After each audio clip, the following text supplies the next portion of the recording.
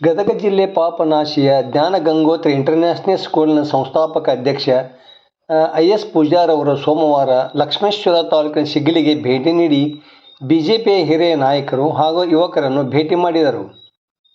ಗ್ರಾಮದ ಬಸವಣ್ಣನ ದೇವಸ್ಥಾನಕ್ಕೂ ಅವರು ಇದೇ ಸಂದರ್ಭದಲ್ಲಿ ತೆರಳಿದರು. ಈ ಸಂದರ್ಭದಲ್ಲಿ ಸೋಮಣ್ಣ ಡಾಣಗಲ್ಲ, ಸಿದ್ದಣ್ಣ ಯಲಿಗಾರ, ಕೇಶವ ಗುಲಗಂಜಿ, ಆನಂದಿ ತವರಿ, ಪ್ರಕಾಶ್ ಬೆಟಗೇರಿ, ಯಲ್ಲಾಪುರ, ಮಹಾಂತಗೌಡ ಪಾಟೀಲ, ಟೋಪಣ್ಣ ಲಮಾಣಿ, ಶಿವಣ್ಣ ಲಮಾಣಿ, ಪುಂಡಲೀಕ್ ಲಮಾಣಿ, ತಾವರೆಪ್ಪ ಲಮಾಣಿ ಸೇರಿದಂತೆ ಮತ್ತಿತರರು ಇದ್ದರು.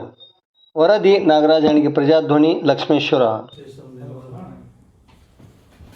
ಗ್ರಾಮಕ್ಕೆ ನಾನು ಬರ್ತೀನಿ ಅಂತೇಳಿ ಸಿದ್ದಣ್ಣರಿಗೆ ಒಂದು ಫೋನ್ ಹಚ್ಚಿ ನಾನು ಮಾತಾಡಿದೆ.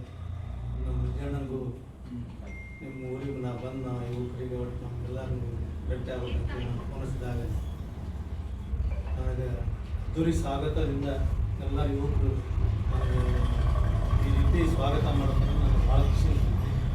ಆದರೆ ನಿಮ್ಮ ನೋವುಗಳು ಭಾಳ ಅದಾವೆ. ಆ ನೋವುಗಳನ್ನು ನೋಡಿದರೆ ಭಾಳ ನೀವು ಇದ್ರಾಗ ಸಂಕಟದಾಗಿದ್ದೀರಿ ಅಂತ ಅನಿಸುತ್ತೆ. ಮುಂದಿನ ದಿನಮಾನದಾಗ ಹಿಂದೆ ಮಾಡಿದಂಥವ್ರು ಆ ರೀತಿ ನಾನು ನೋಡ್ಕೊಳ್ಳಾರ್ದಂಗೆ ನಿಮ್ಮನ್ನು ಎಲ್ಲರನ್ನ ಈಗ ಯಾವ ರೀತಿ ಇದ್ದೀವಿ ಇದೇ ರೀತಿ ಮುಂದೆ ನಾವು ಅಧಿಕಾರ ಬಂದು ಹಿಂದಲ್ಲೇ ಆದರೂ ನೀವು ಕಟ್ಕೊಂಡ ನಾ ಎಲ್ಲಿಂದ ಬಂದಿನಿ ಅಲ್ಲಿಂದ ಪ್ರಾರಂಭ ಮಾಡಿ ಈ ಬಸವಣ್ಣ ದೇವರ ಇದ್ರಿಗೆ ನಿಂತು ಮಾತಾಡಕತ್ತೀವಿ.